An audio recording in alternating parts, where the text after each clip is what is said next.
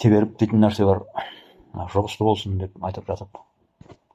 Бір нәрселерді, жақсылықты көрген кезде сол нәрсе жұғысты болсын деген сөзі ғой енді. Сол нәрсе бізге де жұғысты болсын деп айтады. Бата тілегенде де мысалы өмірде жолы болған сондай бір өсіп өркенген семьялардың жолын берсін деп айтып жатады, бізде қазақтар. Солардың жолын берсін деп бата қайырып жатыр. Бата дегеніміздің өзі не? Бата дегеніміздің өзі сол жақсылыққа жоритын нәрсе ғой. Сол жақсылық сөздерді айтып, солардың бәрі сізге бұйырсын деп, бәрі алақанын жайып, соған беттерін сипайды. Бұл дегеніміз сол тілектері, сол кісінің маған айтқан тілегі қабыл болсын деп, бәрі алақанын жайып, беттерін сипайды. Бұл дегеніміз тілек, және оны қабыл алу мақсатында. Ал бірақ өздері мағынасын түсінбейтін, мысалы ислам дінінде Айша анамыздың жолын берсін, Хадиша анамыздың жолын берсін деп, мысалы неке қиған кездерде де бет сипап жатады.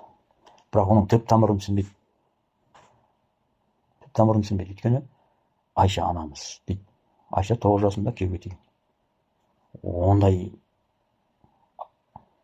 қай ата-ана өзінің 9 жасында анау 52-дегі шалға тигенін қалайды? Мысалы, соған әумин деп жатыр. Бұл жерде өздері түсінбейді, ананың не айтып тұрғанын. Бұл жерде дінде болсақ болды деп ойлайды.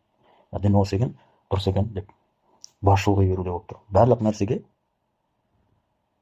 мағынасына үңілуіміз керек та біз. Бұл жерде бұл нақты хадистерде жазылған. Айша анамыз 9 жасында жұмысқа шыққан. Оны жаңағы кім, анау мүфтияттың бір имамының айтатыны бар. Айша анамыздың 9 ерекшелігі бар деп. Оны мүфтият мойындап отыр. Оны мен ойдан шығарып отқан жоқпын бұны. Мен ойдан шығарсам, онда некі дұрыс емес болар еді. Мен оны ойдан шығарып отқан жоқпын. Анау Бауыржан Әлиұлы ма, соның айтқан сөзі бар. Айша анамыздың 9 ерекшелігі бар деп, сол 9 жасында күйеуге шыққандығын сахих хадис ретінде, сол хадистерді мойындаған ретінде айтып отыр. Бұл хадистерде бар. Сосын Хадиша анамыздың жолын берсін. Хадиша деген Мұхаммед пайғамбардан бұрын 2 рет күйеуге тиген. Яғни Мұхаммед пайғамбардан ол 15 жасқа үлкен. 25 жасында, Мұхаммед 25 жасында кезінде ана 40 жаста болады. Сонда 40 жастағы әйелдің жолын берсін деу, ол қаншалықты дұрыс мысалы. Біз бәріне бет сипай береміз. Негізінде бұл дұрыс емес. Қазақ ана батаға сеніп, сол әумин деп бетін сипаған кезде ол бойымызға дарысын деп соны сеніммен істеген. Ал егер біз ана сөздердің бәрі, егер біз сенімменен сол сөздердің бәрі шынымен бетімізге даритын болса, онда біз анау қисынсыз нәрсеге бет сипап отырмыз, бетімізге дарысын деп айтып отырмыз ғой. Бойымызға дарысын деп. Бізге де сол бұйырсын деп айтып отырмыз бұл жерде. Несіздер ма? Ол қалай ол Хадиша анамыздың жолын біз сұраймыз, ол өзі 40 жасында 2 рет күйеуге тиіп шыққан. Ондай адамның қай ата-ана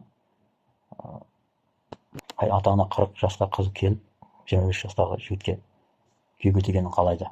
Немесе қай ата-ана 25 жастағы баласының 40-тағы 2 рет күйеуге тиген әйелді алғанын қалайды? Соған біз әумин дейміз, жолын берсін деп айтып жатады. Мысалы, мына діндегілер, олар өздерінің діни алғашқылар кейіпкерлері болғандықтан олар айта береді имамдар. Оларға бәрібір. Ал біздің қазақ дәстүріне қайшы келіп тұр ғой бұл жерде. Оның Мұхаммед пайғамбарымыздың 25 жасында 40 жастағы Хадишаға үйленгені оның анық, оның бәрі мүфтият оны мойындайды. Мүфтият газет сайтында бәрі тұр. Мен айдан алып жатқан жоқпын. Осы анау мен деп бет сипау қаншалықты дұрыс мысалы. Біз қазақтар көзімізді ашуымыз керек қой. Кез келген нәрсеге, айтып отқан нәрсеге біз ой жүгіртуіміз керек. Оны сыни ойлап қарауымыз керек. Бізде сыни ойлау жоқ. Ойбай, осы дінде айтты, бәрі дұрыс деп қабылдай береміз. Олай болмайды ғой.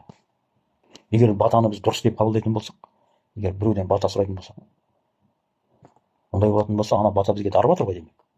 Біз соған сенетін болсақ. Біз енді анау теберіп деп, мысалы, ана үлкен жастағы адам қайтыс болса, мысалы, соның жасын берсін деп теберіп деп бірдеме алып жатамыз. Өйткені бізге дарысын дейміз. Сосын да бір жақсы семьялар көрсек, солардың жолын берсін деп тілек айтса, содан жаңағы бата алып қалғанды қалаймыз мысалы. Өйткені бізге дариды деп сенеміз ғой. Демек сен сеніп тұрсың ба, онда анау жердегі имамның айтқанында сен бойыңа дариды деген сөз ғой. Себебі сен оған әумин дедің, бетің сипадың. Көрдіңіз ба қалай? Әлде оған сенбеу керек бірде. Онда батаның бәрі де өтірік болады. Бұл қалай болған?